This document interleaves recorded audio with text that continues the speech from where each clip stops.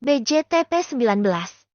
Rifaya keluar dari toilet usai orang-orang tadi selesai di dalam sana dan juga usai membicarakan Nagita. Namun, pembicaraan mereka tadi masih membekas di ingatan Rifaya saat ini.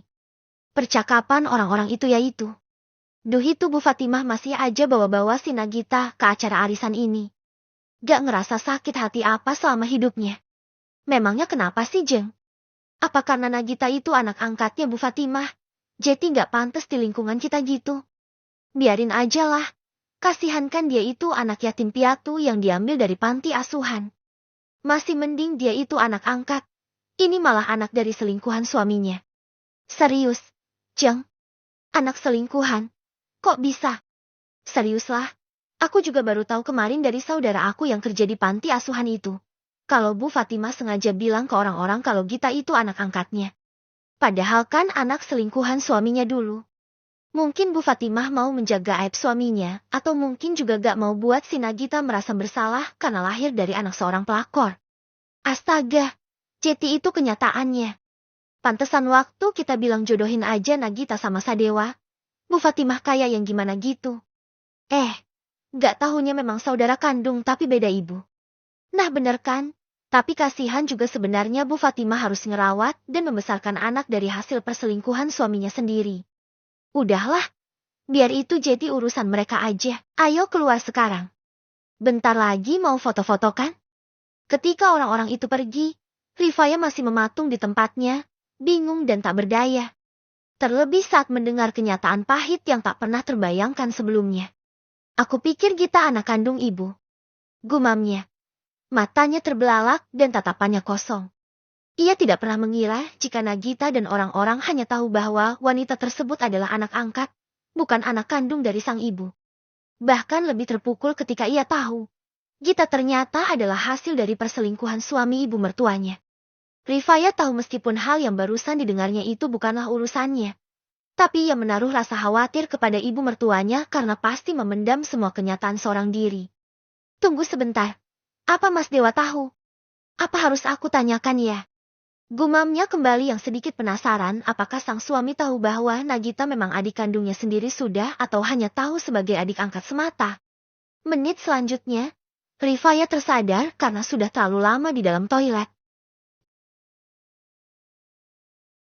Ia harus segera bergegas keluar dari tempat tersebut. Baru beberapa langkah berjalan, Rifaya terhenti mendadak saat dihadapkan dengan Ibu Beni, wanita yang sama sekali tidak pernah ada dalam rencana hidupnya. Tak tahu apakah ini kebetulan semata atau memang wanita tersebut sengaja mencari dirinya. Hati Rifaya seketika membuncah gelisah. "Kamu gak mungkin Faya kan? Janda yang tak tahu malu seperti kamu. Bagaimana mungkin bisa menikahi anaknya Bu Fatimah yang..." "Apa ibu menyesal?" potong Rifaya dengan suara datar, namun tajam menohok hati lawan bicaranya. "Apa masalahnya kalau aku menikah lagi dengan anaknya Bu Fatimah? Beni juga sudah menikah lagi dengan menantu kesayangan ibu, bukan?" tambahnya. Kali ini dengan nada yang syarat cemoohan. Tak ada yang menyangka, sepatah kata dari Rifaya telah berhasil mengejutkan dan memicu amarah dalam diri Bu Kusuma. Tak ada keraguan bahwa wanita tersebut akan meresapi dan mengingat setiap aksen yang digunakan Rifaya dalam balasan tajamnya, bersama dengan dendam yang menyala-nyala di kedua hati mereka. "Aku yakin Bu Fatimah gak tahu kelakuan bejat kamu itu kan, Faya. Aku dengar dari Halisa langsung kalau kamu itu semua rekayasa Mas Beni dan Halisa," ucap Rifaya yang kembali menyelah di depan wanita parubaya yang pernah menjadi ibu mertuanya itu. "Ibu tanyakan sendiri sama Mas Beni soal video itu. Aku yakin dia akan mengatakan hal jujur kali ini," tukasnya, seraya melangkahkan kakinya melewati Kusuma begitu saja. Sementara ibunya Beni mengepalkan tangannya, karena ia seperti dipermalukan oleh wanita yang sempat menjadi menantunya kurang dari 24 jam itu. Dalam sekejap, Rifaya menghentikan langkahnya dan menoleh ke arah ibu Beni, seolah ada pesan penting yang terlupa disampaikan. Hampir lupa. Apakah ibu gak tahu? Paman Beni dirawat di rumah sakit di Jakarta." Rifaya berbicara dengan nada datar namun menusuk, membiarkan kata-katanya menggantung di udara. "Sika, sungguh anak dan menantu yang gak tahu diri. Ayahnya sakit, mereka justru memilih menikmati hidup. Betapa miris nasib paman. Senyum puas terpancar di wajah Rifaya, terlindung di balik cadarnya. Ia bersyukur bertemu dengan wanita itu di tempat yang lebih sepi, sehingga bisa mengekspresikan isi hatinya dengan lebih bebas tanpa khawatir tertangkap banyak orang. Rasa penasaran dan ingin tahu tentang kebenaran, serta keinginan untuk membuat Benny dan keluarganya merasakan sakit hati seperti yang pernah ia rasakan, semakin membara dalam dada Rifaya. Begitu Rifaya pergi dari pandangannya, ibunya Benny seperti tertampar kenyataan, bahwa ia sama sekali tidak berikan kabar tentang keadaan Ustadz Mukdas alias besannya sendiri. Ketika ibunya Benny sibuk menelpon putranya lewat panggilan seluler. Sementara itu, Rifaya sendiri sudah masuk ke ruangan tempat mereka makan dan berkumpul sebelumnya. "Faya sini," panggil Fatimah, begitu melihat menantunya itu masuk. Di mana mereka saat ini akan mengadakan sesi foto bersama, yang mana nantinya akan diunggah di sosial media. Rifaya berjalan cepat dan menghampiri ibu mertuanya, serta Nagita yang ada di sisi lainnya. Untuk sesaat, Rifaya teringat dengan ucapan orang-orang yang ada di toilet sebelumnya tentang Nagita. Tapi detik ia langsung menepis semua ingatan itu dan mencoba untuk tidak terlalu memikirkannya. Ibu juga kayaknya sayang sama Gita dan aku memang gak ada alasan buat ikut campur, batin Rifaya di dalam hatinya. "Ayo, lihat ke arah sini semuanya. 1, 2 dan 3. Senyum. Juru kamera yang masih dalam satu komunitas itu melakukan perannya, mengambil beberapa gambar melalui ponselnya tersebut. Setelah dirasa cukup mengambil posa, maka beberapa gambar akan dipilih untuk dikirim di grup khusus dan nantinya terserah mereka hendak mengunggah di sosial mana saja. Bagi Rifaya sendiri itu adalah pengalaman baru karena arisan yang diikutinya itu sudah seperti ala-ala artis ternama yang sejuk diketahuinya. "Habis ini kita ke mall ya, Faya. Ibu mau beli beberapa pakaian buat kamu sama Gita," ajak Fatimah, seraya menggandeng tangan menantunya itu. "Iya, Bu," balas Rifaya sembari memperbarui letak posisi cadarnya yang sedikit bergeser. Nagita sudah berada di sisi Fatimah sejak tadi. Tapi, sangat jelas sekali jika raut wajah gadis tersebut menunjukkan sedang tidak baik-baik saja. Ketiganya pun pergi usai berpamitan dengan yang lainnya, termasuk dengan Mahalina dan ibunya. "Sampai ketemu minggu depan ya, Daah." "Iya, Mbak." Rifaya menjawab seperlunya saja karena memang tidak mau terlalu dekat dengan wanita tersebut. Selain mereka, Rifaya juga berpamitan kepada ibu dan adiknya Benny juga. Akan tetapi, Rifaya bisa melihat bagaimana raut wajah ibunya Benny yang seperti tidak ingin bersitatap dengannya atau lebih tepatnya merasa malu dengan dirinya. Ia yakin wanita tersebut sudah menghubungi Benny untuk menanyakan tentang hal iwal video waktu itu. "Aku malah bersyukur karena punya ibu mertua kayak ibunya Sadewa yang benar-benar begitu baik dan bukannya Anda buku Suma," batinnya penuh syukur di dalam hatinya saat ini. "Ayo, Faya, lihatin siapa di dalam." Fatimah bisa melihat jika menantunya itu seperti memperhatikan seseorang di dalam sana. "Ah, gak ada. Bu, ayo pergi." Rifaya menepis semua pikirannya tentang ibunya Benny. Itu karena wanita tersebut memang cocok sekali menjadi ibu mertua dari sepupunya. Tidak lama kemudian, mereka sudah masuk ke mobil dan Nagita yang kembali menyetir seperti sebelumnya. "Gita, berapa kali ibu bilang? Berhenti merokok." Fatimah tiba-tiba menaikkan nada suaranya di dalam mobil yang sedang melaju. Sontak saja Rifaya dibuat terkejut mendengar ucapan Fatimah tentang Nagita yang katanya merokok. Ia bahkan tidak pernah membayangkan gadis imut seperti Nagita menjadi perokok aktif. "Sedikit aja kok, Bu, tadi, di dalam bosan banget. Jeti, aku cuma mau hilangin penat aja sambil isep rokok di taman. Gak banyak, beneran deh." Belah Nagita di balik kemudinya. "Alasan kamu ya, Gita. Kamu kan mau kuliah di kedokteran. Masa iya jadi perokok? Gimana mau ngobatin pasien kalau kamunya sendiri gak bisa jaga kesehatan?" Omel Fatimah di kursi belakang dengan rahang yang ulat leher yang tampak memegang. "Kan aku ngobatin hewan, Bu, bukan orang. Aku dokter hewan, bukannya dokter orang. Jeti, masih ngebelah diri kamu, Gita," potong Fatimah dengan menyorot tajam. Udah tahu salah malah ngeles. Tambahnya, Iya, aku minta maaf. Bu, aku gak akan merokok lagi." Balas Nagita suara lemah lembut dan cenderung bernada manja. Itu juga kalau ibu gak puji-puji menantu yang ibu sayangi itu terus. Mungkin aku bakalan gak ngerokok lagi, batin Nagita di dalam hatinya. Terdengar Fatimah yang menghela nafasnya panjang. Seakan mengisyaratkan bahwa betapa lelahnya mengurus seorang anak gadis yang memasuki masa puber.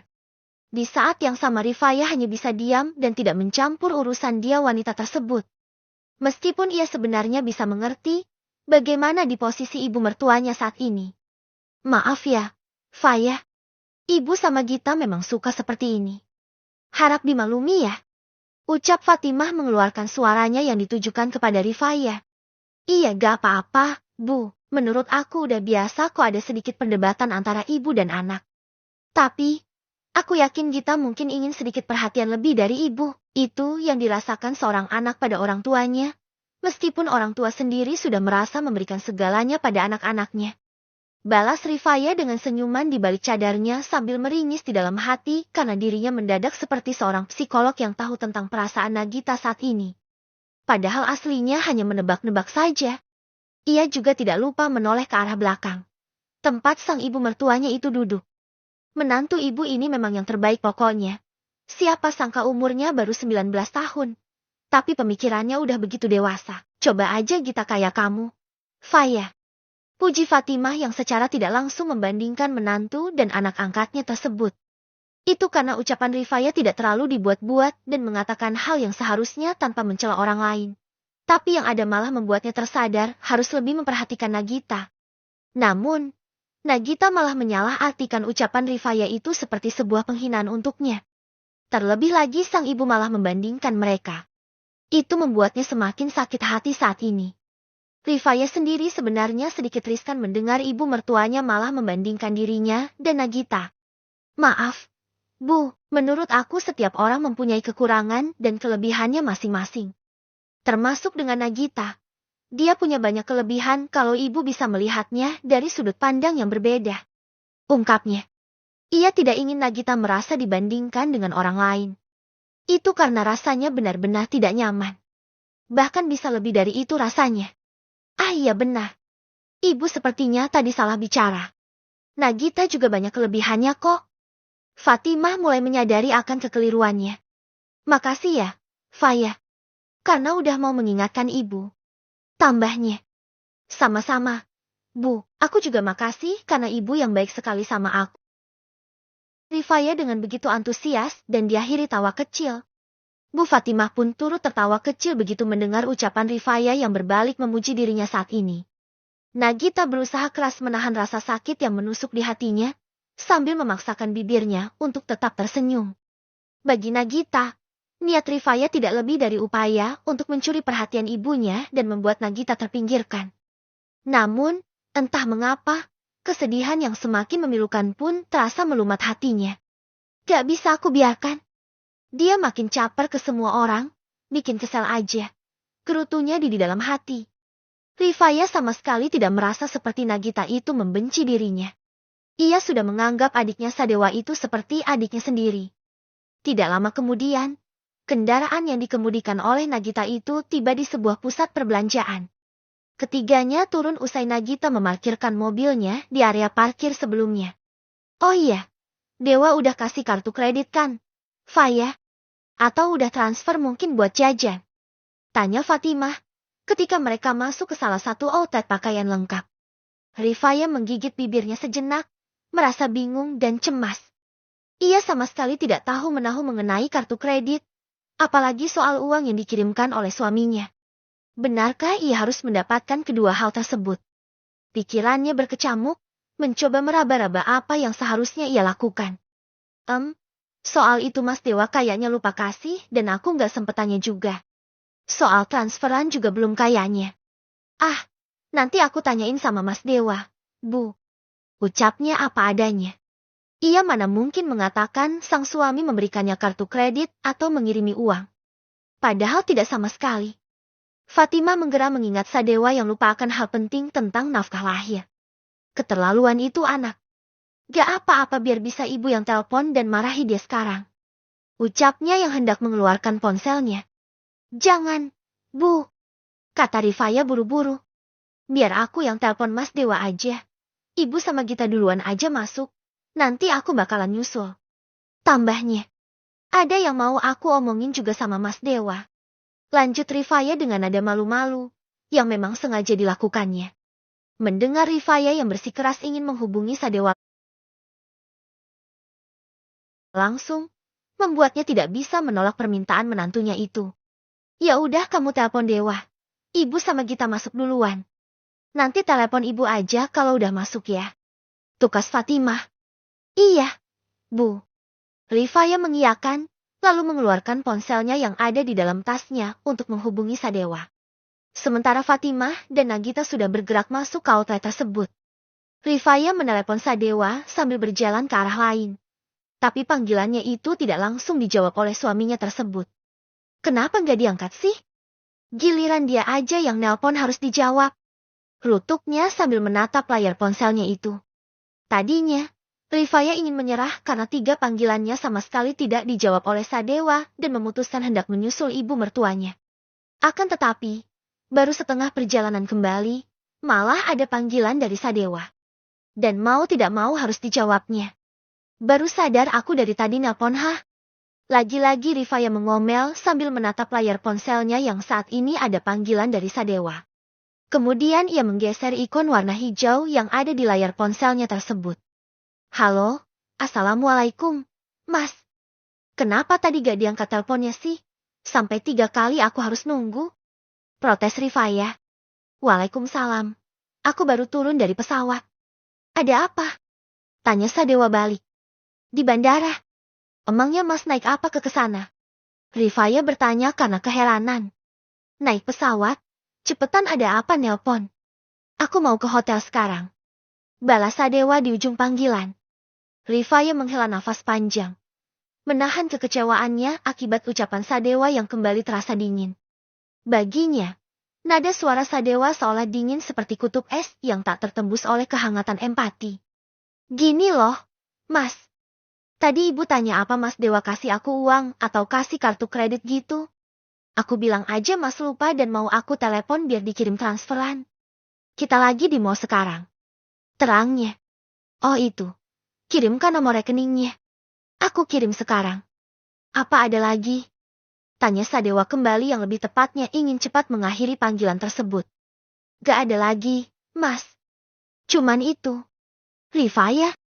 Kalimat Rifaya terjeda ketika berbicara dengan Sadewa melalui ponsel. Di saat ada yang memanggilnya dari arah depan. Ia menurunkan ponselnya dari telinganya. Rupanya yang memanggil itu adalah Giovan dan kebetulan ada di tempat itu. Lalu pria tersebut menghampiri Rifaya. Mas Gio, kok bisa ada di sini? Sapa Rifaya dengan nada terkejut. Hatinya berdebar kencang, seolah menari dalam kebingungan dan kebahagiaan yang datang bersamaan. Tak sadar ia menggigit bibir di balik cadarnya, mencoba menahan gelombang emosi yang mendalam saat melihat sosok yang dulu pernah hadir dalam hidupnya itu.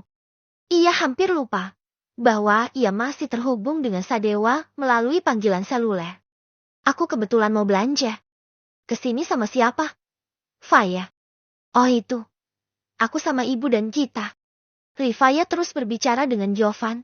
Sementara Sadewa di ujung panggilan terasa semakin cemas mendengar percakapan istrinya itu dengan sepupunya. Terlebih lagi, Rifaya sama sekali tidak menanggapi ucapan Sadewa.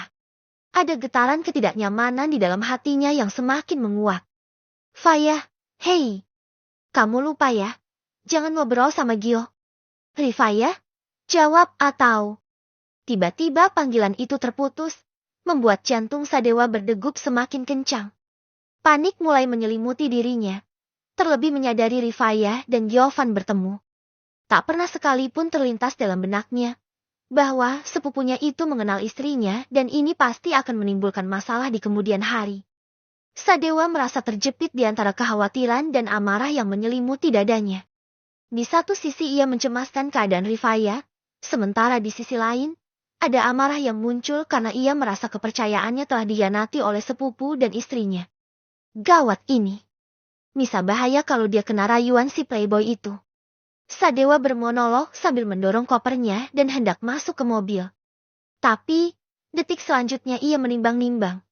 Apakah harus membatalkan kegiatannya di tempat itu dan kembali pulang? BJTP 20. Rifaya segera mengirim pesan kepada Sadewa mengenai nomor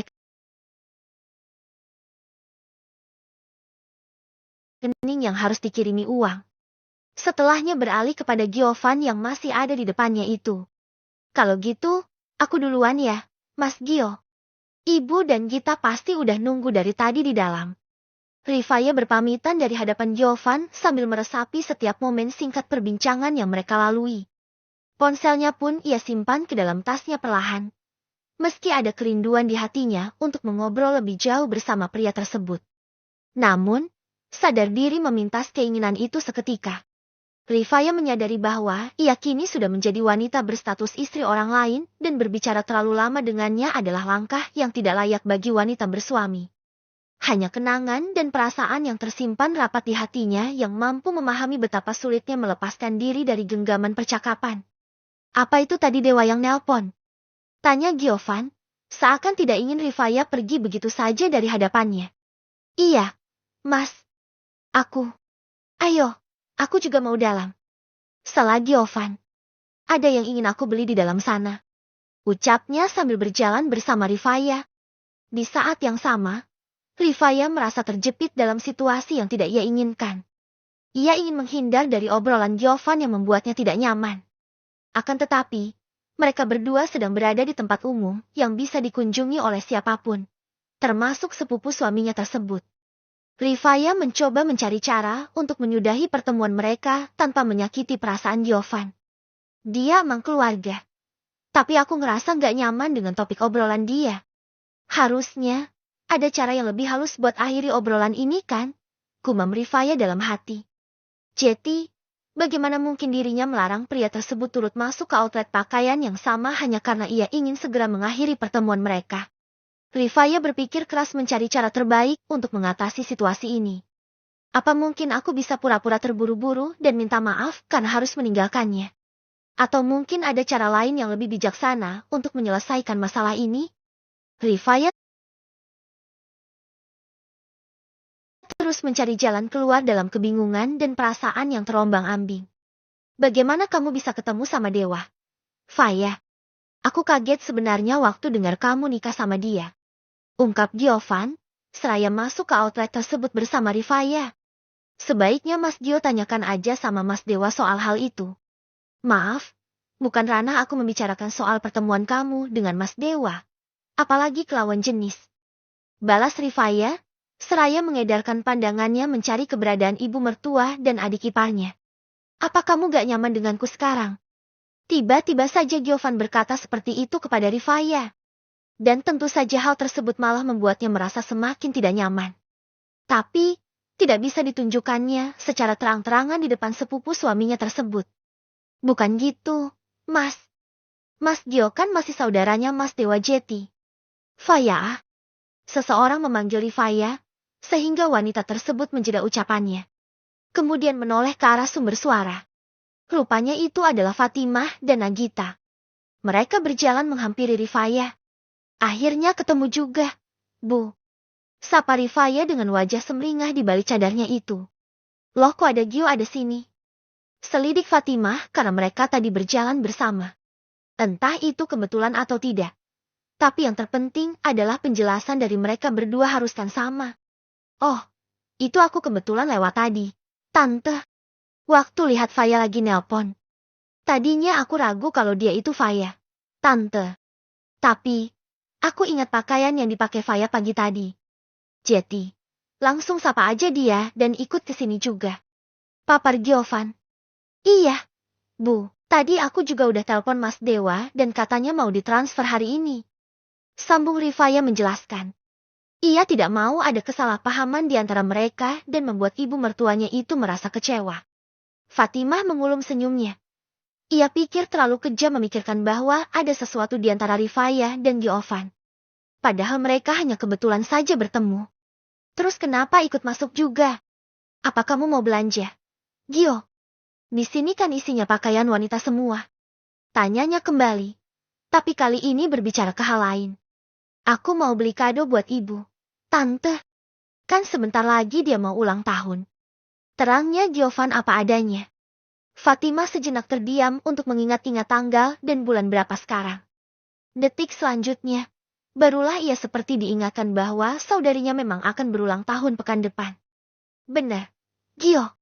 Sebentar lagi ulang tahun Zainab. Duh, bisa-bisanya tante juga lupa. Sini tante tunjukkan pakaian yang cocok buat ibu kamu. Gita, ajak Faya ke sebelah sana ya. Ucapnya agar Nagita pergi bersama Rifaya. Sedangkan dirinya pergi dengan Giovan.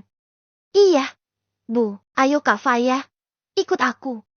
Ajak Nagita dengan nada yang tidak bersemangat. Energi positifnya rasa-rasanya sudah terkuras habis dan hanya menyisakan energi negatif saat ini, yang mungkin akan meledak entah kapan saja. Rifaya mengangguk setuju, lalu berjalan bersama Nagita. Pada saat yang sama, sebenarnya dia merasa lega karena tidak perlu terus-menerus mengobrol dengan Giovan yang mungkin bisa menimbulkan fitnah di kemudian hari. Sambil berjalan bersama adik iparnya itu, Rifaya memeriksa ponselnya karena sebelumnya mendapatkan pesan dari Sadewa, tapi tidak sempat dibacanya. Rupanya itu pesan dari Sadewa mengenai bukti transfer uang dari suaminya tersebut. Berikut juga dengan pesan lainnya. Aku sudah kirim 5 juta untuk sementara. Anggap aja itu gaji kamu selama 1 bulan ke depan. Tapi, untuk soal kuliah nanti aku yang akan urus semuanya tanpa kamu keluarkan uang Sadewa. Satu lagi. Kenapa tiba-tiba kamu putus panggilannya tadi, ha? Apa nggak mau diganggu, karena ada Gio di depan kamu? Sadewa. 2 pesan yang diterima Rifaya terasa seakan berasal dari 2 karakter yang sangat berbeda. Bagaimana tidak? Pesan pertama terasa ramah, penuh sopan santun, bahkan mengirimkan uang dengan jumlah yang tak terduga besarnya menurut Rifaya.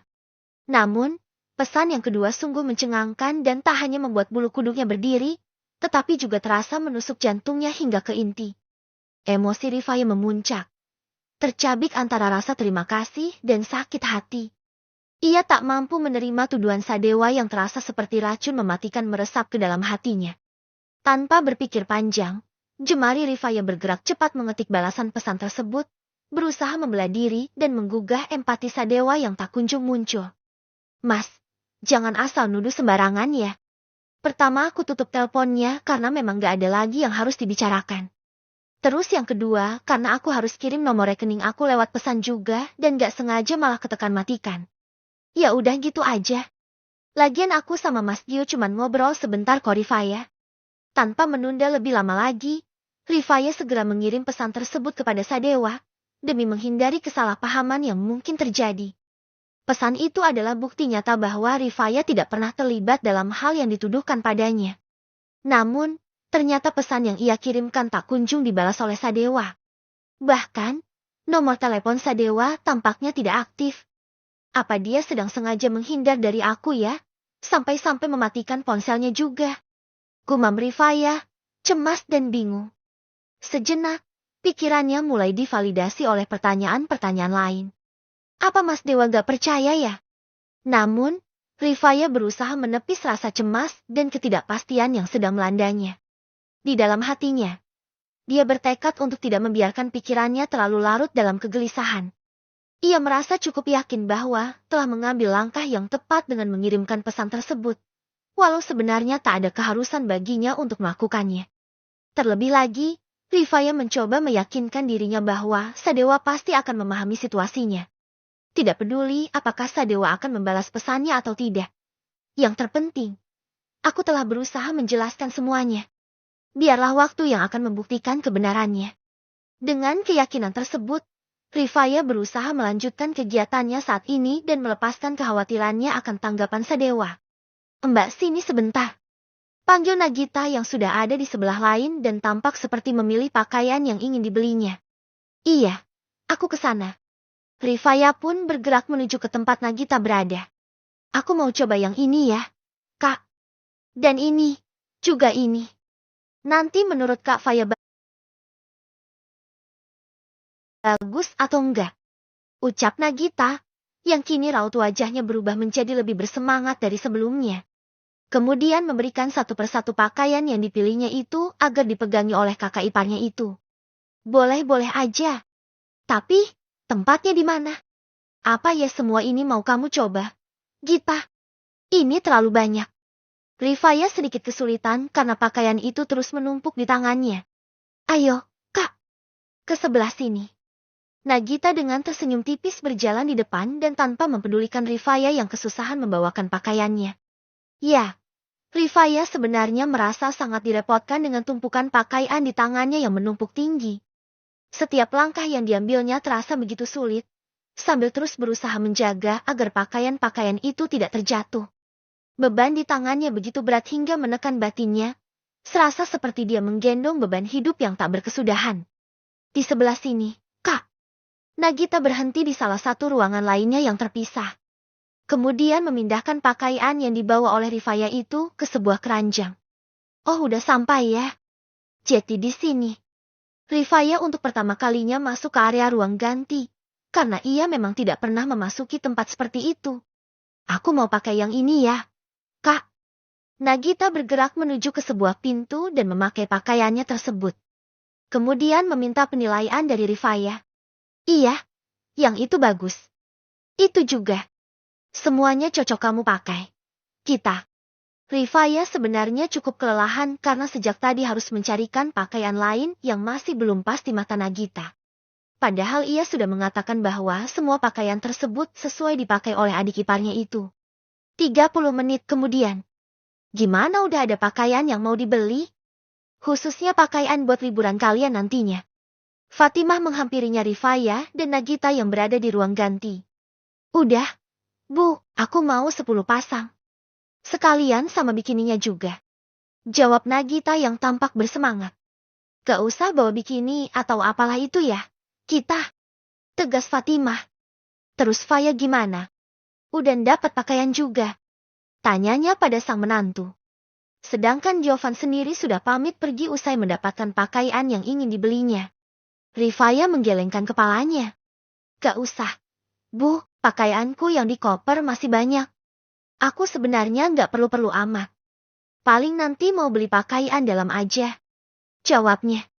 Selain karena memang tidak memerlukan banyak pakaian saat ini. Sebenarnya ia tidak mempunyai waktu karena sejak tadi menemani Nagita yang mau ini dan itu. Ya udah kalau gitu. Ayo ke kasir sekalian beli pakaian dalam buat kamu juga ya. Faya. Fatimah mengajak putri dan menantunya itu ke depan untuk membayar pakaian mereka. Setelan urusan mereka di sana selesai. Selanjutnya Fatimah mengajak Rifaya dan Nagita untuk makan siang di lantai food court. Ayo pesan apa aja, ibu yang bayarin sekarang. Ucap Fatimah, di saat mereka sudah duduk berdua. Iya, Bu, makasih. Jawab Rifaya dan Nagita hampir bersamaan. Lalu memesan makanan sesuai dengan keinginan mereka. Tidak lama kemudian, makanan yang merupakan pesan sudah tiba dan disajikan di meja makan. Berikut juga dengan minumannya. Rifaya harusnya merasa senang karena ada banyak makanan favorit di depannya itu. Tapi ia malah teringat dengan Sadewa yang tak kunjung membalas pesannya. Apakah semarah itu pria tersebut kepadanya? Tunggu sebentar. Apa haknya dia buat marah? Bukannya dia sendiri yang bilang gak akan ikut campur urusan masing-masing. Ya udahlah. Biarin saja. Hidup ini udah cukup pusing buatku. Gak perlu ditambah lagi drama gak berguna. Keluh hatinya yang berbicara pada diri sendiri dalam situasi saat ini. Hampir seharian mereka di pusat perbelanjaan itu dengan belanja barang-barang lainnya. Bahkan menunaikan syalat duhur dan asyar di area tersebut. Bu, aku mau izin ke rumah sakit. Mungkin nanti habis maghrib perginya. Ucap Rifaya. Di saat mereka perjalanan pulang dengan mobil yang melaju. Memangnya siapa yang sakit? Tanya Fatimah balik dengan raut wajah yang khawatir. Paman, Bu.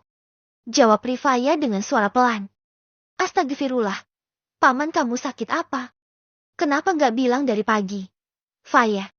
Ibu juga mau ikut sekalian kalau gitu. Fatimah tidak bisa membiarkan menantunya itu pergi sendiri. Terlebih lagi Sadewa sedang tidak ada. Rifaya menggelengkan kepala. Gak apa-apa, Bu, aku akan pergi sendiri. Gak akan lama kok. Ibu pasti kecapean seharian ini jalan-jalan. Kalau mau jenguk, besok aja. Biar aku antar sekalian. Tutur Rifaya yang tidak ingin membuat ibu mertuanya itu nantinya malah sakit. Fatimah sejenak terdiam. Ia memang ingin sekali menemani Rifaya, Tapi lututnya sedang tidak baik-baik saja sejak dari pagi tadi. Ya udah nggak apa-apa. Tapi, nanti diantar supir ya ke rumah sakitnya. Faya, ibu gak mau kamu pulang pergi naik angkutan umum. Pinta Fatimah, berharap Rifaya mau mengiyakan permintaannya itu. Iya, Bu. Makasih banyak. Jawab Rifaya dengan senyuman di balik cadarnya saat ini. Sementara Nagita bernafas lega karena tidak disuruh ibunya untuk mengantar Rifaya ke rumah sakit. Kendaraan roda 4 yang dikemudikan oleh Nagita itu melaju cepat menuju ke kediaman mereka. Tidak lama kemudian, mereka sudah tiba di tempat tujuan terakhir dan turun dari mobil. Selain itu juga, ada beberapa barang yang harus diturunkan di mobil. Salah satunya barang milik Rifaya yang hanya sebuah paper bag berukuran sedang dan berisikan pakaian dalam semata. Bu, aku ke atas dulu. Rifaya bergegas menuju ke lantai 2. Tentunya untuk segera mandi dan berganti pakaian serta tidak lupa menunaikan syarat maghrib setelahnya. Setelah dirasa selesai, Rifaya keluar dari kamarnya sambil memeriksa layar ponselnya. Dan sampai detik itu, Sadewa belum membalas pesan terakhir yang dikirimkan oleh Rifaya sebelumnya. Oh, aku tahu. Dia pasti sibuk dan gak ada waktu buat balaskan ya. Gumamnya dengan kegetiran di wajahnya saat ini. Dengan menghela nafasnya panjang, Rifaya melangkahkan kakinya dan menuruni anak tangga. Mau pergi sekarang? Faya. Panggil Fatimah yang menghampiri Rifaya. Iya, Bu. Insya Allah sebelum makan malam aku udah pulang. Jawab Rifaya. Kalau gitu bawa ini buat paman atau bibi kamu. Bilang sama mereka ibu belum bisa menjenguk dan insya Allah besok akan datang. Fatimah memberikan beberapa kotak yang disusun di dalam sebuah kantong. Iya, Bu, tapi ini apa ya? Rifaya harus tahu apa yang dibawanya agar bisa menjelaskan kepada bibinya nanti. Ini nasi dan lauknya. Mungkin agak susah cari tempat makan di sana. Ini ibu buatkan sedikit aja. Terang Fatimah yang merendah. Masya Allah, ini lebih dari banyak. Bu, makasih banyak. Balas Rifaya yang terdengar bersemangat. Iya sama-sama. Ya udah kamu boleh pergi. Pak supir sudah nunggu di mobil. Faya, hati-hati di jalannya. Iya, Bu, sekali lagi makasih. Assalamualaikum. Waalaikumsalam. Usai berpamitan dengan ibu mertuanya, Rifaya dengan senyum mengembang di wajahnya itu naik ke mobil. Kemudian kendaraan roda 4 itu pun melaju dan semakin menjauh dari kediaman keluarga suaminya. Tidak sampai 1 jam, Rifaya sudah tiba di rumah sakit tempat pamannya dirawat. Ia sengaja tidak memberi kabar terlebih dahulu sebelum datang. Itu karena menurutnya akan sama saja, baik ia memberi kabar atau tidak. Setelah mencari tahu di ruang mana sang paman dirawat, Rifaya segera bergegas naik lift dengan membawa kantong yang berisikan makanan di dalamnya. Pintu lift terbuka. Hanya beberapa langkah lagi menuju ruangan sang paman, Rifaya menyaksikan bibinya baru saja melangkah keluar dari ruangan itu. Bibi, serunya, segera menghampiri dengan langkah cepat, lalu menyerahkan bungkusan yang digenggamnya erat. Bibi, aku bawakan makanan untuk Bruk. Tanpa diduga, Rosida menepis kantong yang diberikan Rifaya. Isi kantong terjatuh, berserak di lantai. Suara pecah dan debu menyembur membuat angin berdesir, dan Rifaya terkesima seolah terhempas tak terduga. Tatapannya meluas, tak mampu menghentikan keterkejutan yang bergelora di dalam hatinya. Bagaimana mungkin? Makanan yang dimasak dengan penuh kasih sayang oleh ibu mertuanya kini terhempas ke lantai tanpa ampun. Mata Rifaya sontak membelalak, menatap tajam bibinya yang di hadapannya berdiri dengan wajah tanpa penyesalan. Begitu perih rasanya hati Rifaya, begitu nyeri hingga sulit untuk bisa menjaga kesabarannya. Emosi yang mendalam mencengkeram sanubarinya, meletakkan bayang-bayang keraguan-raguan di tengah detik yang terlunta-lunta. Namun, sorot mata Rosida pun sama halnya seperti Rifaya saat ini. Dasar anak gak tahu diri. Rosida hampir melayangkan tamparan ke wajah Rifaya dalam puncak emosinya. Namun, tiba-tiba, seseorang dari arah belakang menangkis tangan bibinya Rifaya dengan kecepatan kilat. Jangan sentuh istriku. Bentak suara seorang pria dari arah belakang Rifaya. Serentak, jantung Rifaya berdegup kencang. Darahnya berdesir begitu menyadari bahwa pemilik suara tersebut adalah suaminya. Mas Dewa. BJTP 21.